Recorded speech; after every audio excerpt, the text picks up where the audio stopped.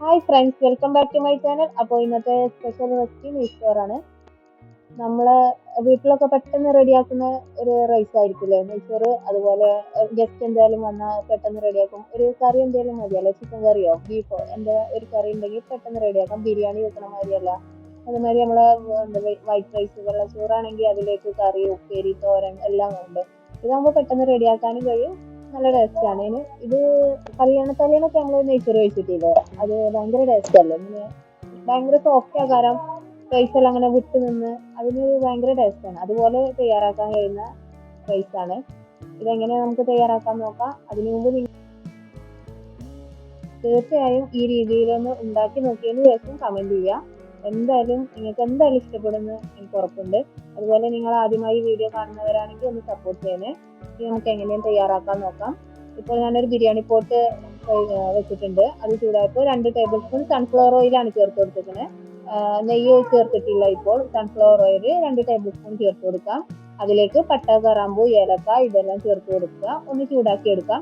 പിന്നെ ഞാനിപ്പോൾ 2.5 ഗ്ലാസ് അരി എടുത്തിട്ടുള്ളൂ, അതിനനുസരിച്ചിട്ട് ചെയ്തിട്ടുള്ളൂ. നിങ്ങൾക്ക് ഇതിനേക്കാളും ക്വാണ്ടിറ്റി കൂടുതൽ വേണമെങ്കിൽ പട്ട, കറാമ്പൂ, ഏലക്ക ഇതൊക്കെ കൂടുതൽ എടുക്കാം.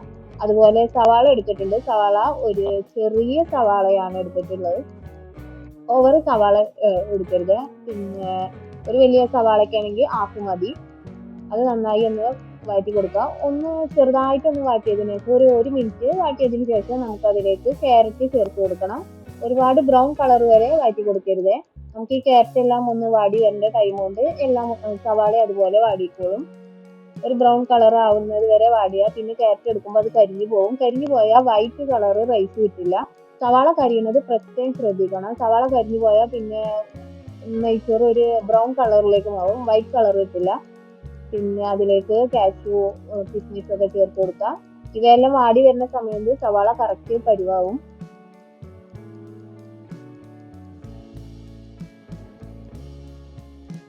പിന്നെ ഇതെല്ലാം വാടി വരുന്ന ടൈം കൊണ്ട് ഒരു അരമണിക്കൂർ റൈസ് ഒന്ന് സോക്ക് ചെയ്യാൻ വെക്കണം. അരമണിക്കൂർ ഇല്ലെങ്കിലും ഒരു 15 മിനിറ്റേലും റൈസ് സോക്ക് ചെയ്ത് വെച്ച് കഴുകി സോക്ക് ചെയ്ത് വെച്ച് അതൊന്ന് വെള്ളം കളഞ്ഞെടുക്കണം. ഇപ്പൊ ഇതെല്ലാം ചൂടാക്കിയതിനു ശേഷം ആ റൈസ് ഇതിലേക്ക് ഇട്ട് കൊടുക്കാം. എന്നിട്ട് ഒന്ന് ചെറുതായിട്ട് ഒരു മിനിറ്റ് ഒന്ന് ഇളക്കി കൊടുക്കുക. ഒന്ന് ഡ്രൈ ഒന്ന് എണ്ണയിലൊന്ന് എല്ലാ ഭാഗവും എത്തുന്ന വരെ ഒരു മിനിറ്റ് മതി. അതിൽ ഓവർ ആക്കരുത്, ഓവറായി വറുത്തെടുക്കരുത്. ഒന്ന് ജസ്റ്റ് ഒന്ന് വറുത്തെടുക്കാം.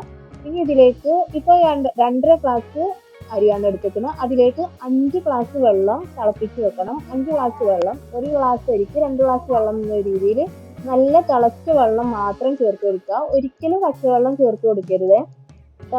തിളച്ച വെള്ളം ഇതിലേക്ക് ചേർത്ത് കൊടുക്കുക. പിന്നെ ഇതിലേക്ക് മല്ലിയില ചേർത്ത് കൊടുക്കുക. അതുപോലെ ആവശ്യത്തിനുള്ള ഉപ്പും ചേർത്ത് കൊടുക്കുക. ഇനി ഇതെല്ലാം ഒന്ന് ഇളക്കിയതിനു ശേഷം ഇത് തിളച്ച് വരുമ്പോൾ അടച്ചു വെച്ച് കുക്ക് ചെയ്യാം. പിന്നെ ഇതിലേക്ക് ഒരു കുറച്ച് ഭാഗം, ഒരു 1/4 ടീസ്പൂണും ഇല്ല, ഗരം മസാല ചേർത്ത് കൊടുക്കുന്നുണ്ട്. അത് അത്യാവശ്യമാണെങ്കിൽ കയ്യിലുണ്ടെങ്കിൽ മാത്രം ചേർത്ത് കൊടുക്കാം. ഇനി ഇതൊന്ന് തുറന്ന് ഇടയ്ക്കൊന്ന് ഇളക്കി കൊടുക്കാം. വെള്ളം വറ്റി വരുന്നവരെ ഒരുപാട് ഹൈ ഫ്ലെയിമിലിട്ട് വേവിക്കരുത്. ഒരു medium to low flame, medium ഫ്ലെയിമിലിട്ട് കുക്ക് ചെയ്തെടുക്കാം. ഹൈ ഫ്ലെയിമിൽ ഇട്ട് കുക്ക് ചെയ്യുമ്പോൾ അത് പെട്ടെന്ന് വെള്ളം വറ്റി റൈസ് വേവാതിരിക്കാനുള്ള സാധ്യതയുണ്ട്. അതുകൊണ്ട് ഒരുപാട് ഹൈ ഫ്ലെയിമിലിട്ട് വേവിക്കരുത്. ഇപ്പൊ ഇതിൽ ഏകദേശം എല്ലാ വെള്ളം വെച്ച് വന്നിട്ടുണ്ട്. റൈസ് ഒരു 90% കുക്ക് ആയിട്ടുണ്ടാവും. ഇനി ഇതൊന്ന് നമുക്ക് ദം ചെയ്യണം.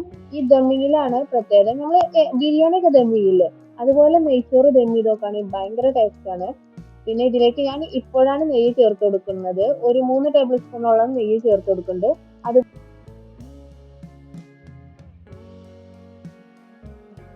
പിന്നെ ബട്ടറാണ് ചേർത്ത് കൊടുക്കുന്നത്. ബട്ടർ കയ്യിലുള്ളവർ എന്തായാലും ബട്ടർ ചേർത്ത് കൊടുക്കുക. ഒരു സ്പെഷ്യൽ ടേസ്റ്റ് ആണ്. അത് ബിരിയാണി ആണെങ്കിലും നെയ്ച്ചോറാണെങ്കിലും ദമ്മ് ചെയ്യുന്ന ടൈമിൽ 1 ടേബിൾ സ്പൂൺ അല്ലെങ്കിൽ 2 ടേബിൾ സ്പൂൺ 3 ടേബിൾ സ്പൂൺ നെയ്യ് കമ്മിയാക്കി ബട്ടർ ചേർത്ത് കൊടുക്കുക. അതിന് ഭയങ്കര ടേസ്റ്റ് ആണ്.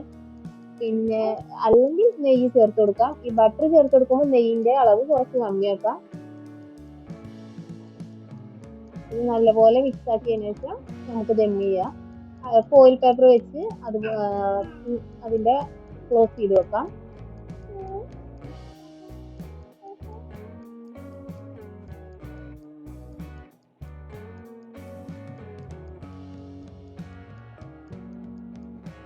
ഇനി ദമ്മ് ചെയ്യുമ്പോൾ ശ്രദ്ധിക്കണം, ഒരു ഫ്രൈ പാനോ ചട്ടിയൊക്കെ അല്ലേ, നമ്മളെ ഇരുമ്പ് ചട്ടിയൊക്കെ ആണെങ്കിലും കുഴപ്പമില്ല, ഫ്രൈ പാൻ എന്തെങ്കിലും വെച്ചിട്ട് ഒന്ന് ചൂടാക്കി എടുക്കുക അത്.